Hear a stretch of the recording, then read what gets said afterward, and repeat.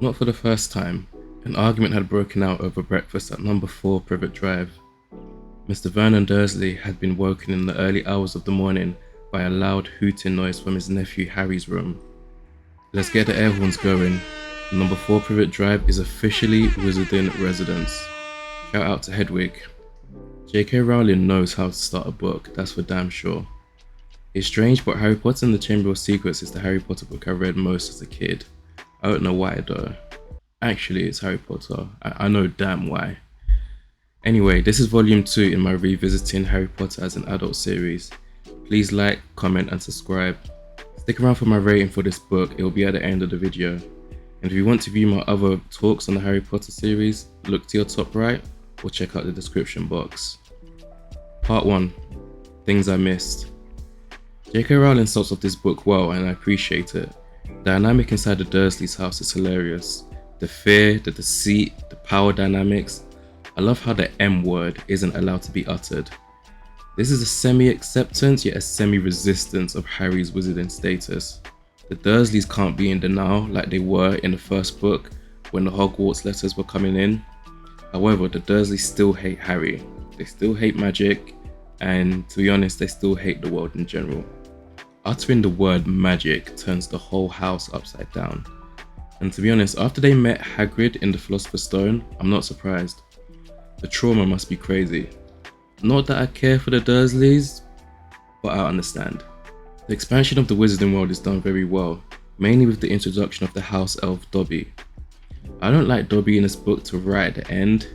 His methods, through text at least, just had me rooting against him, even though he's one of the good guys.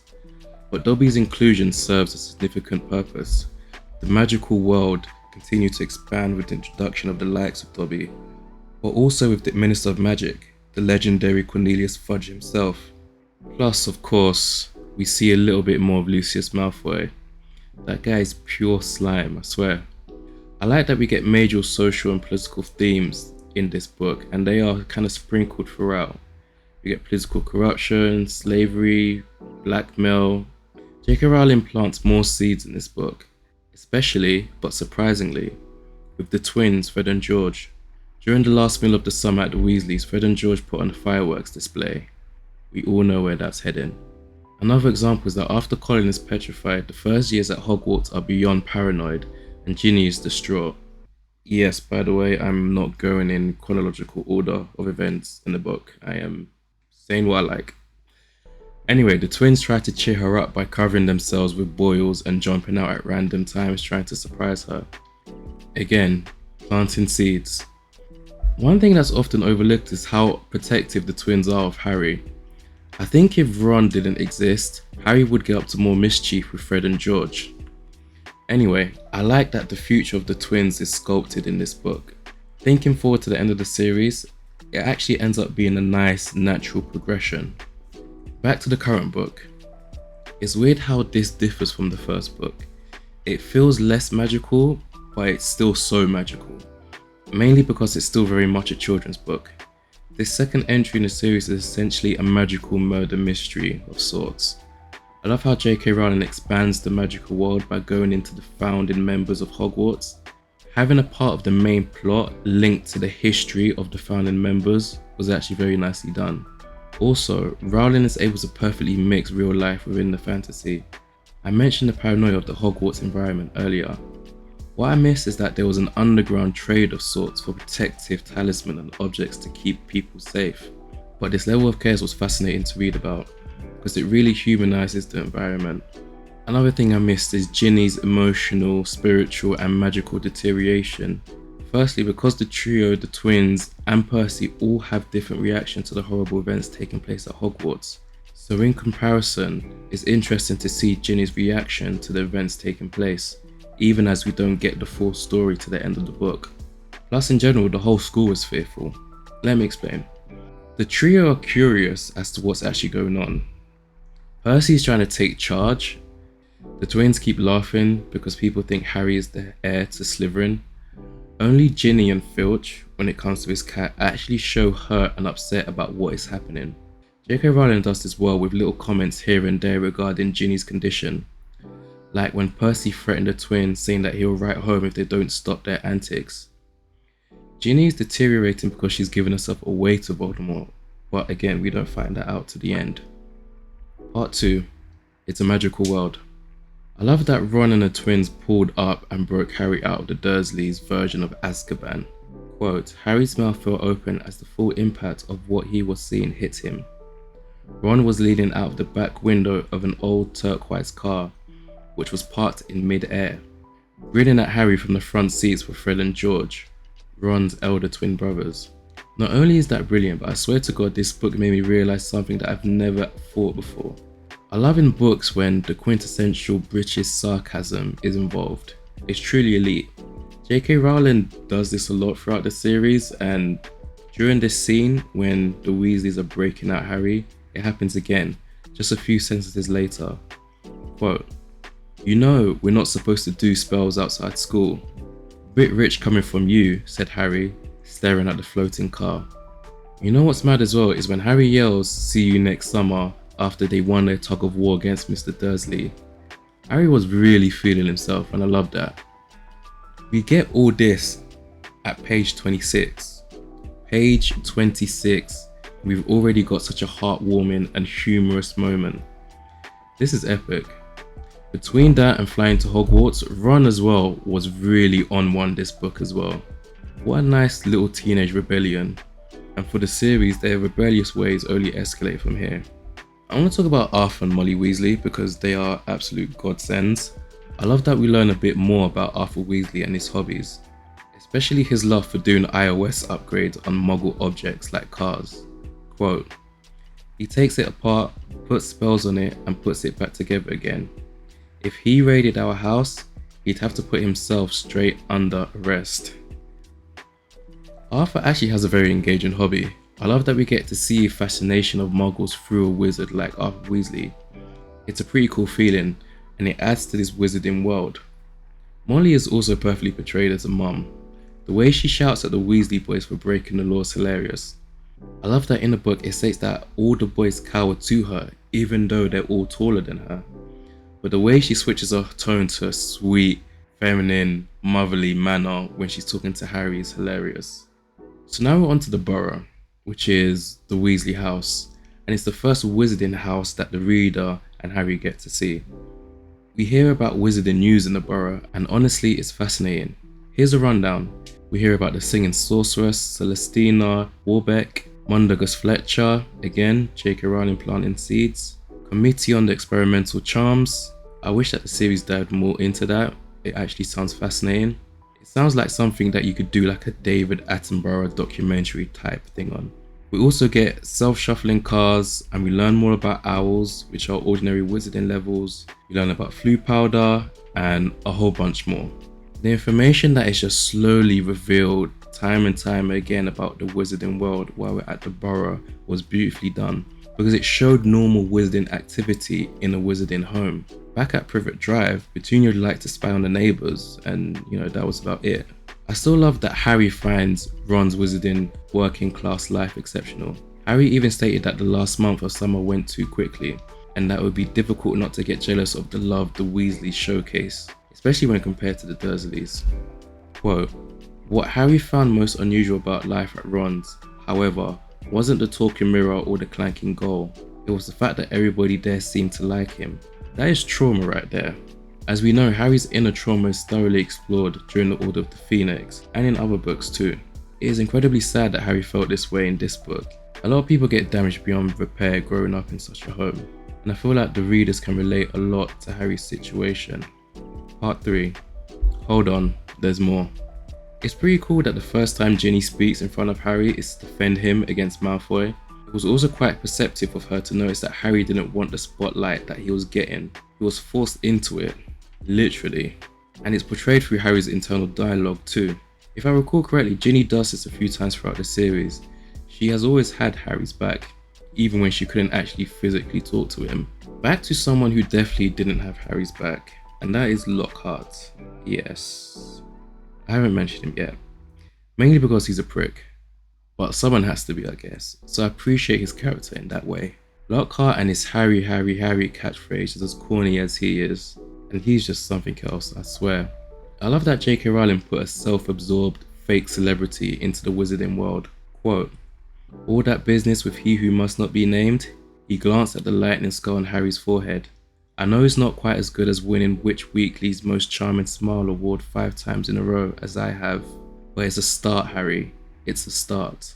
God, Lockhart had no tact, but J.K. Rowling does well to sprinkle his tactless ways in a comedic fashion throughout the book. I love that the teachers had to be professional and put up with Lockhart's fuckery. But this is Hogwarts, and the teachers get their own back as they all gang up on him and his pretentiousness when the basilisk took Ginny Weasley. All that shit Lockhart was saying throughout the book finally came back to haunt him in the best possible way. It was diplomatically done by the Hogwarts professors too, and it had a dual meaning. They were really looking to get him out of the way.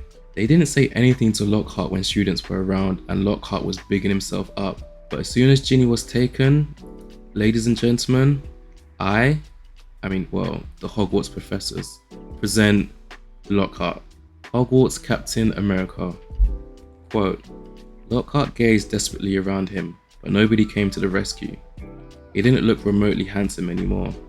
His lip was trembling, and in the absence of his usually toothy grin, he looked weak-chinned and weedy." Let me throw one semi-positive his way. His first defense against the dark arts lesson is one of the more legendary lessons in the series. Moving on, 2 words, Colin Creevey. What a guy, what an introduction. The man, the myth, the legend. I love that we still get to see how famous Harry is with all the new characters that get introduced. With that being said, Colin was a very annoying stan.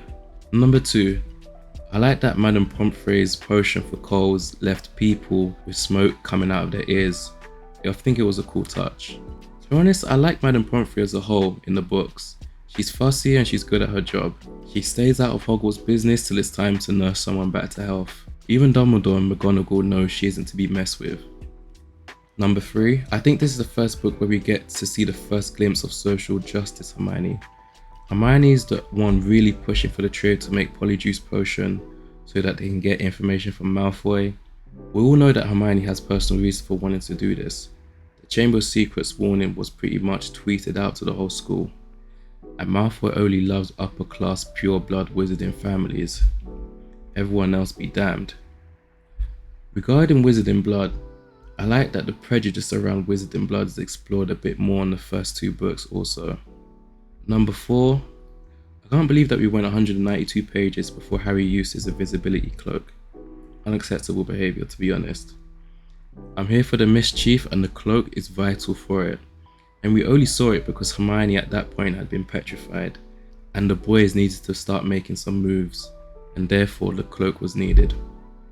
Now, I really love these books. I usually have no problem overlooking plot holes. I like reading and watching videos about plot holes and fan theory, etc. Mainly because it doesn't throw me off, and for me it actually adds to the experience of the book. However, I need to talk about some negatives, like the basilisk travelling through the pipes. I can understand how people aren't seeing the basilisk, because throughout the series characters are able to roam around Hogwarts without being seen. There doesn't seem to be a coordinated plan of action or dialogue between the paintings, statues, ghosts and the staff at Hogwarts. Because really and truly, the paintings should see everyone, because they're absolutely scattered everywhere. But, I don't know. What's also interesting about that point is that when things get really bad, and we see this in the series, the teachers are the ones that have to patrol the school at night. Regardless, size-wise of the basilisk, it doesn't add up, but I don't really care.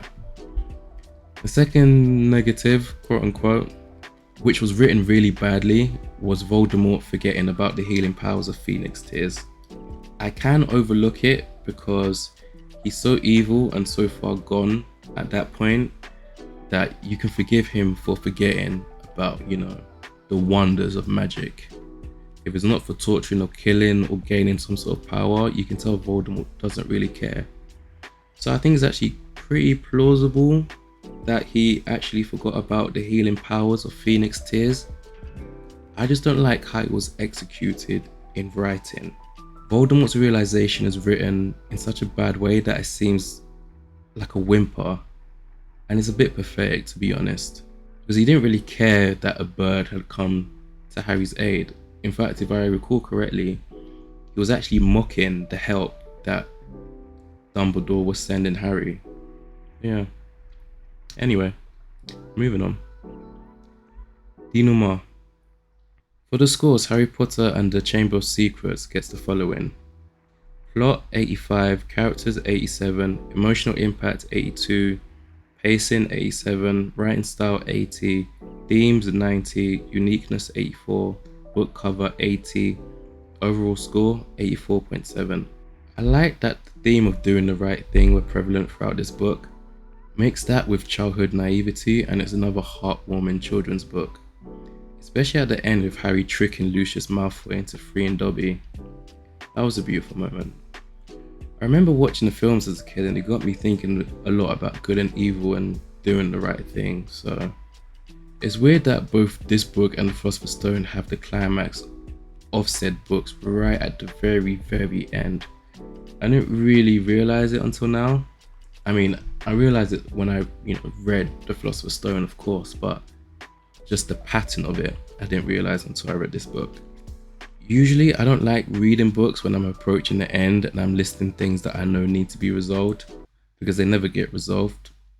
However, this is a children's book, and to be honest, J.K. Rowling wrapped up the plot nicely in this book and in the first one. I always like the cool down after the main activity, the cool down being the full explanation, usually to McGonagall and Dumbledore, before he awards them like a million points. But yeah. Anyway, hats off to J.K. Rowling. I usually very much like the endings, it's pretty cool. Tell me what you thought about Chamber of Secrets in the comments.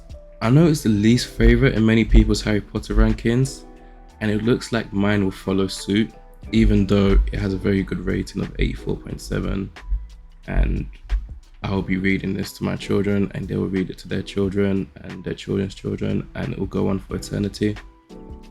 But yeah, let me know what you think. Don't forget to like and subscribe and check out my other videos. Thank you very much.